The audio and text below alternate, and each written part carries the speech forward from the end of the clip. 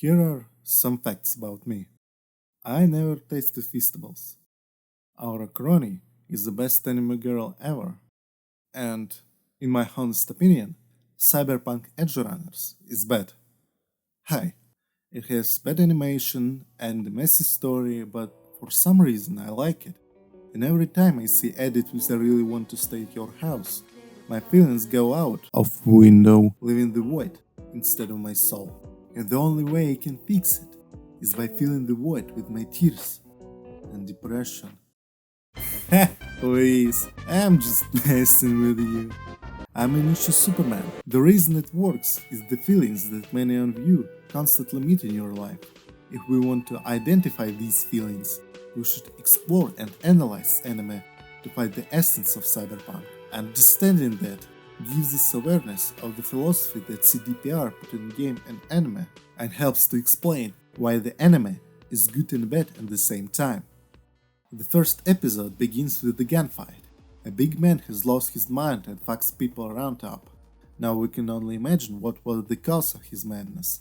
Maybe he's tired, maybe he's nuts, or maybe he's just upset because his crush told him that he's a great guy and she's lucky to have such a good friend in her life. Anyway, his name is James Norris and he's cyberpsychopath. Cyberpsychosis is the disease that comes when a human being uses too many body upgrades and becomes a psychopath.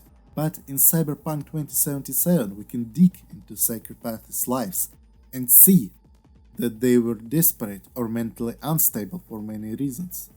PTSD, emotional shock, and all of that is caused by injustice and neglecting those who unwillingly let stronger ones abuse them. For cyberpsychosis cases, Night City has MechStack, a special squad that takes down the psychos and sometimes recruits them into the squad. What can I say? We live in society. All gunfight was just a braindance. In CDPR world, braindance is a kind of VR, except it doesn't suck because this technology can transmit feelings of people who record the braindance. You can watch many movies with the first person perspective, unlike VR, which you use a couple of times to watch porno or to play Beat Saber with your friends at the party. The protagonist is David Martinez, just a teenager who lives in Night City with his mom. She can pay for a living, so the lack of money drives her to do illegal stuff that will have consequences in the future. While David is on his way to school, we look on at Night City. I want to give some credit to Trigger Studio. Creators have done their job very well. Although it's a Chinese cartoon, Night City looks as good as its video game version. Some shots with a gust to show us the beauty and the vice of Night City. Covered with lights, skyscrapers, and neon, and at the same time full of cruelty and injustice. Suddenly, David's school is not just a school, it's a school of one of the powerful corporations in Cyberpunk 2077. Somehow, David's mother finds a way to implement her favorite boy to school for corporate kids. You know, while other whips love their dead inside girl with daddy issues, I choose this woman. A hard worker that worries about her family and does everything she can until the very end. Approve to the waifu dudes. The adjustment process failed because surprisingly noble corporate's children don't want to stay near a peasant. The situation goes double down when it turns out that David's illegal software messes out the whole lesson. Thanks God our queen fixes this, and the principal doesn't expel David. Later she swears to him and shares her family dreams about future. It is a very emotional scene, but a good parent is a dead parent, and the nearest thugs decide to fix this situation. Oh, break hard! Watch out! Right in this moment, David starts with a deep dive into grown-up life. He needs money for his mother's health insurance, money for rent. His classmates beat him. Did I tell you he requires money for mom? His mother has passed away. Being helpless, David desperately makes a choice that will lead him to misery. I want this fused here. High time I chrome the fuck up. It turns out that mother stole the Sandevistan from James Norris, the cyber psycho, who did the mess in the beginning of the anime. So the protagonist asks Reaper to put the implant inside his body. As soon as David gets power, he goes to school and beats the shit out of bullies.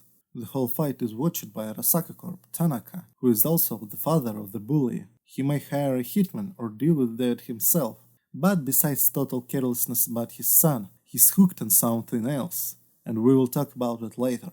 In the Night City Metro, an Edgerunner girl steals stuff from everybody with Arasaka's label. Her name is Lucy, and she tries to steal David's stuff too, but our boy stops her. One small talk with a bit of flirting, and they decide to work together. During the stealing, David is passed out, which comes to one of the many highlights of Cyberpunk Edgerunners. Reaper explains that David's body can't handle Sandevistan, and if the protagonist keeps overusing it, it will cause cyberpsychosis. After all, they go to Lucy's apartment and have a heart-to-heart dialogue. David shares his worries, and Lucy shares her dreams. Everything is fine, and we finally hear I really want to stay at your house. I cry like a little bitch, but suddenly... You fell over the edge, punk. Tough deal, but... It turns out it was a trap, and Lucy brought David to her gang in the apartment, only to get Sandevistan from his body. Gloria! Yeah, I finally remembered the name of David's mother. Was supposed to submit the implant to Maine, the leader of the gang, but failed because of the death. David wants to work out the debts, so he asks to join their team. Maine will ask him to do it. I don't know what was happening in their heads, but from my perspective it looks like... Easy. You take me out on a job. Won't fuck it up.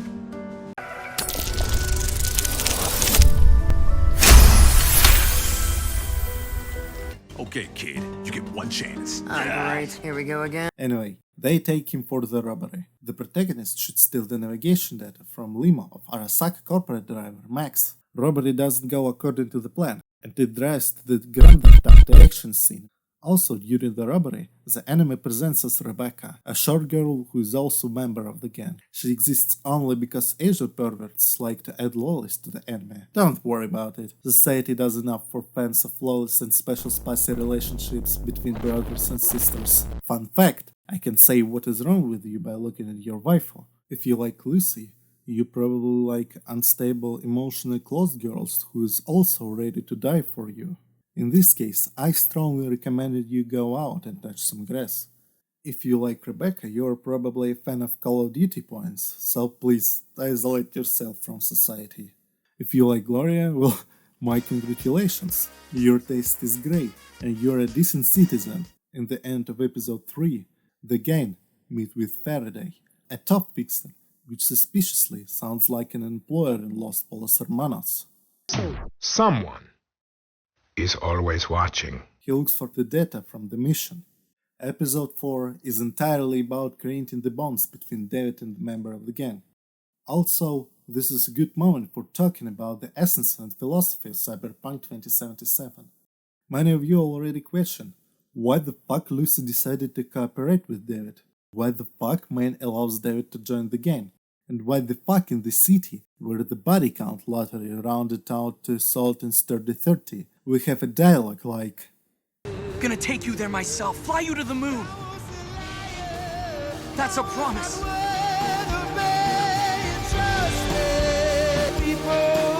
don't want you to die on me. Cyberpunk 2077 philosophy explores the problem of ambitions. One of the main questions in the game sounds like... Mind if I ask you something right off the bangle? Would you rather live in pieces, Mr. Nobody, die ripe, old, and smelling slightly of urine, or go down for all times in a blaze of glory, smelling near like posies, without seeing your 30th? Many Edgerunners want to become the legend of Night City. They are ready to die if death helps them come to a dream and make a drink in afterlife with their name. But there is also an emotional side of Night City. And that's the plan. Despite CDPR identifying Night City as an extremely dangerous place, people here are humane, sentimental, and trustful. If we remember Act 1 of the game, we can see that in 2 out of 3 life paths, we and Jackie become friends very quickly. Even without that, we witness people who value loyalty and care a lot about their families and friends. Both sides can coexist with each other, so the game usually makes the player makes a choice. You can be on the top, be a legend, and live with other legends, but you always live on the cutting edge with the risk of death. Or you can live with your family, not as a legend, but surrounded by your friends, relatives, and your love. Now let's take a look at David. On the surface, he's a righteous, childish boy who disrespects his mom, ignores her care, and is not interested in the world and people around. We already have many stories where a teenager is rude to his parents, but after their death, the teenager decides to change. It seems like David Martinez is the archetype, but I assure you that he's not. And to prove it, let's check the first episode. We see a boy without friends. The only man who can be vaguely called a friend is a Reaper dog, but he treats David as a customer. Even gangs from the streets are not interested in him, and I guess it's because the boy goes to the corporate school. At the same time, his classmates don't accept him. Obviously, his mother wants him to become a decent citizen, but it seems like she hides him from the world. At the same time, her job doesn't let her teach them properly, so in the end, we have an unsocialized closed kid without any will because his mother's overprotection. All he can do is go with the flow and absorb the will of the people around him. In the other stories, protagonists find their own will, improve themselves, and become a better person. But this is not the case. Finally, when I have explained to you who the boy is, imagine that all of I've said before about ambitions and becoming a legend, all of that come to a teenager's mind. At the end of episode 3, David has to choose. He can return to Arasaka Academy and live a calm, well, at least as calm as possible live as a corp, or he can become an Edgerunner.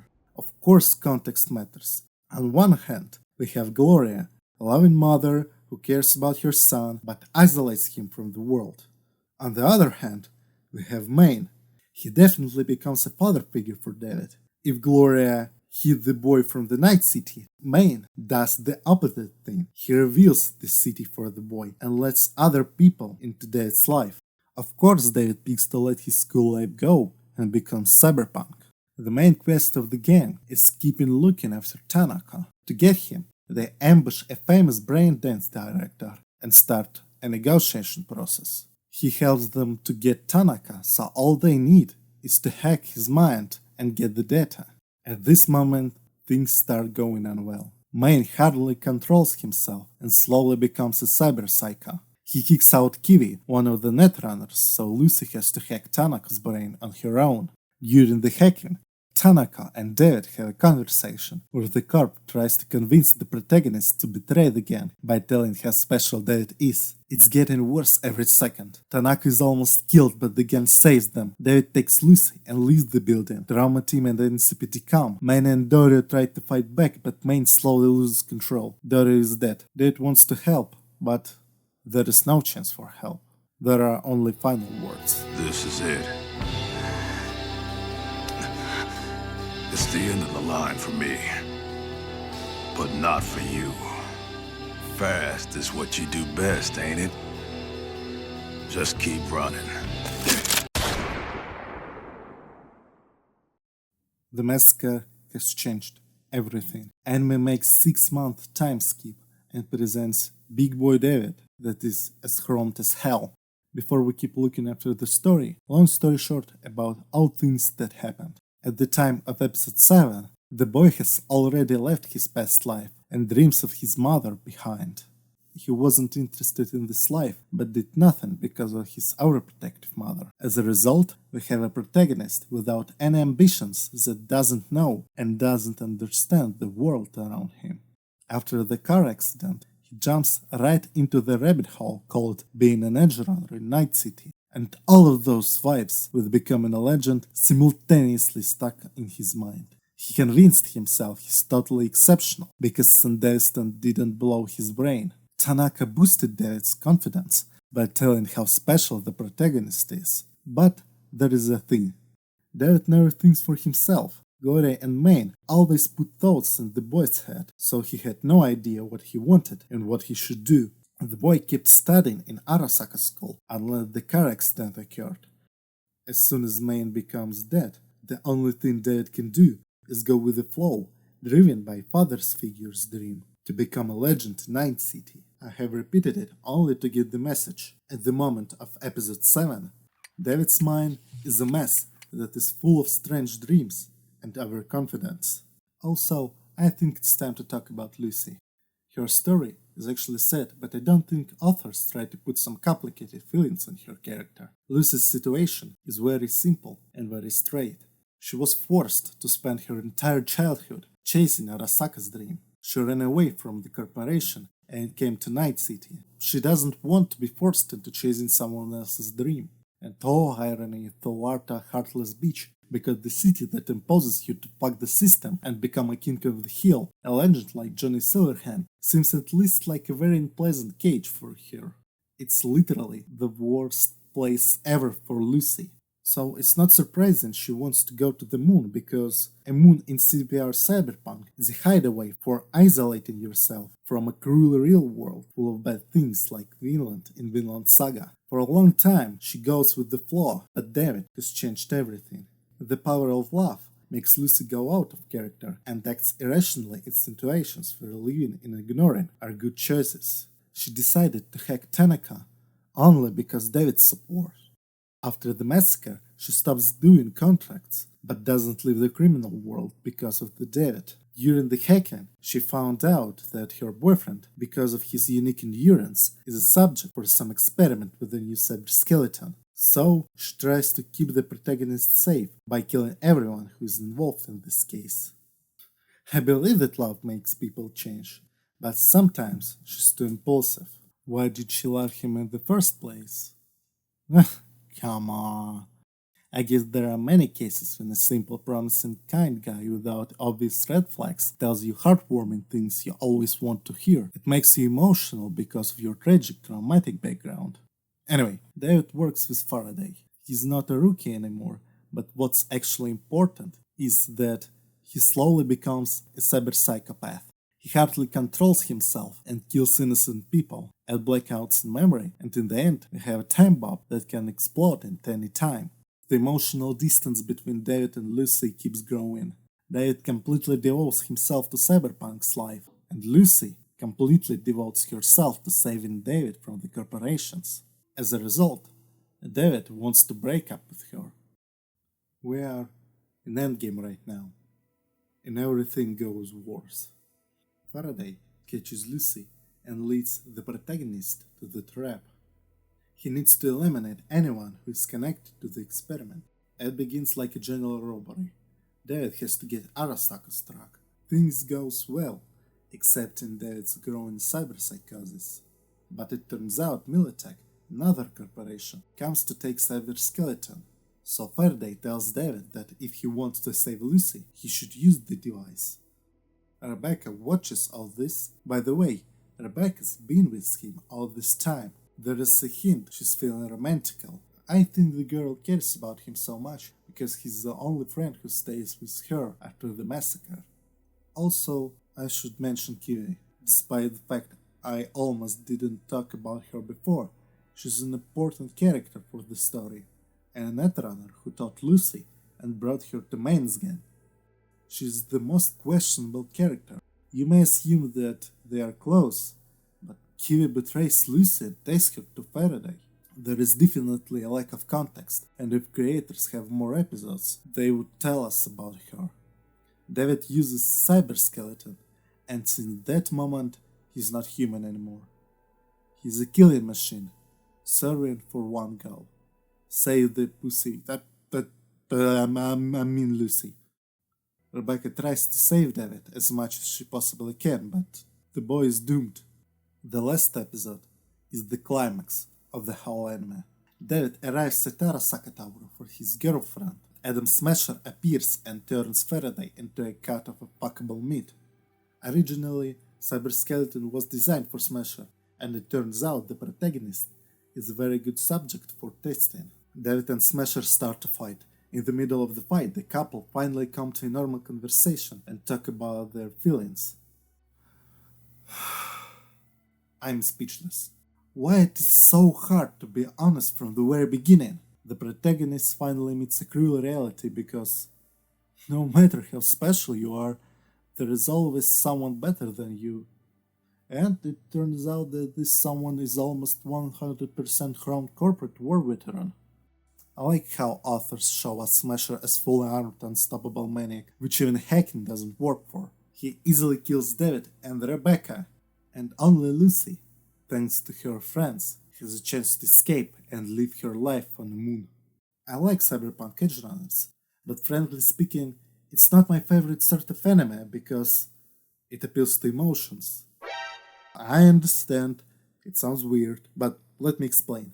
In good stories, there are characters with a bunch of personal traits. These traits can be changed, but there is always a correlation. An external stimulus prompts a character to act according to his personal traits, attitude, mood, and situation around him. You react depending on how you treat the character. It's very difficult for creators to make characters act proper way, which makes you, as a viewer, feel the specific emotions. Also, we have stories where creators try to compensate the lack of character design by creating a vibe. Even if characters don't have a background that helps to create an emotion or action, they try to create a vibe, add some music, and make the character look like he has the feelings you need. And ta-da! Many people are really emotional, so usually it's not a big deal. But if just the mood is not enough for you, we have a problem. I have no regrets in cases where a character is a doll with default archetype presets. I swear, I want to sympathize with the little girl from Arcane, but thinking about her behavior, I consider her like a dog instead of a human being. But this time I become a devil's advocate to make some things clear about Cyberpunk Edgerunners. CDPR Cyberpunk is about dreams and becoming a legend, but also the game shows us that no matter how ambitious you are, you should never leave close people behind. Even dying, V enjoys his life by spending time with people he cares about. As soon as Cyberpunk surrenders to ambitions, there is no connection to reality anymore. All these things are represented in anime well, but 10 episodes definitely is not enough. It seems the anime tries to rush things, and in the end we have Main, who accepts David into the gang extremely quickly, Lucy, who falls in love with David extremely quickly, and Kiwi, whom we don't know much about and who betrays her friends and student for no reason, extremely quickly. Despite Cyberpunk Edgerunners showing us important things, there is a lack of context, so behavior and actions that fit perfectly in CDPR Cyberpunk world seem weird and unreasonable. Yeah, I've spent more than 20 minutes explaining many confusing things and sharing my perspective with you, but in fact, it's no more than just an interpretation. If some random dude says my interpretation is far-fetched, technically, he's right, despite the fact I take as much information for my arguments as I possibly can. I can't call the anime totally bad, but it's obvious that the creators failed with pacing, and this problem doesn't let anime reveal its best side. We even talked about that animation, just look at this. What the hell is it? Season 2 is already announced and I hope they won't make the same mistakes over and over again.